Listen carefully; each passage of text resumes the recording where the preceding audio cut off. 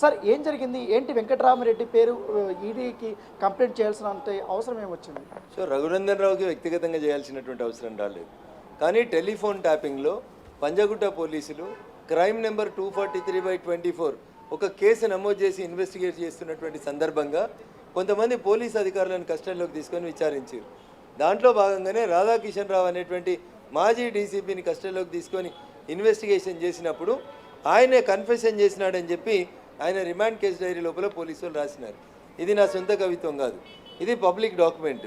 Remand case dairy 29 మార్చి 2024 తారీఖు రోజు A4 అనేటువంటి ముద్దాయి రాధాకిషన్ రావు అనే డీసీపీని రిమాండ్ చేసినప్పుడు పోలీసు వాళ్ళు రాసినటువంటి రిమాండ్ రిపోర్ట్లో వెంకటరామరెడ్డి నాకు చిన్నప్పటి నుంచి దోస్తు, వెంకటరామరెడ్డి పిలిస్తే నేను వెళ్ళాను, వెంకటరామరెడ్డి తన పక్కింట్లో ఉండే సాయి చరణ్ రెడ్డి అనే అతన్ని కలిసి వారు ఈయన ఇద్దరు కలిసి నవంబర్లో జరిగినటువంటి జనరల్ ఎలక్షన్స్లో డబ్బులు కలెక్ట్ చేసి మార్కెట్ నుంచి వాళ్ళ ఆఫీస్ నుంచి వేర్వేరు ఎమ్మెల్యే క్యాండిడేట్లకు సప్లై చేసినాము.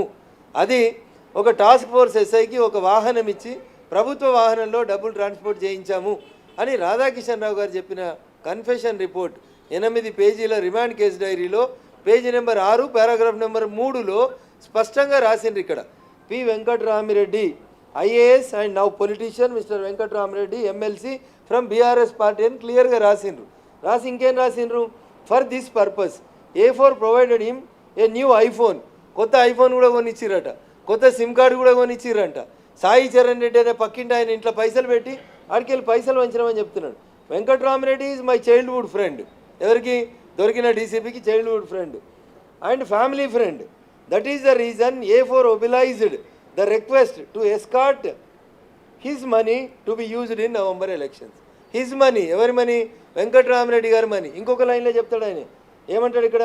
Venkatarama Reddy accordingly he instructed mister Sai Kiran with the help of a new iPhone to contract mister Sivacharan Reddy, a neighbour of P Venkatarama Reddy MLC, and met him at Raj Pushpa green dale villas Tellapur to help him in transportation of money in emergency circumstances.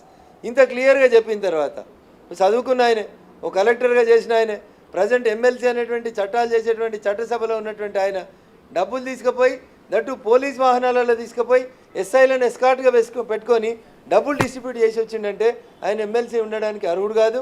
ఆయన మీద money laundering case పెట్టుండ్రి.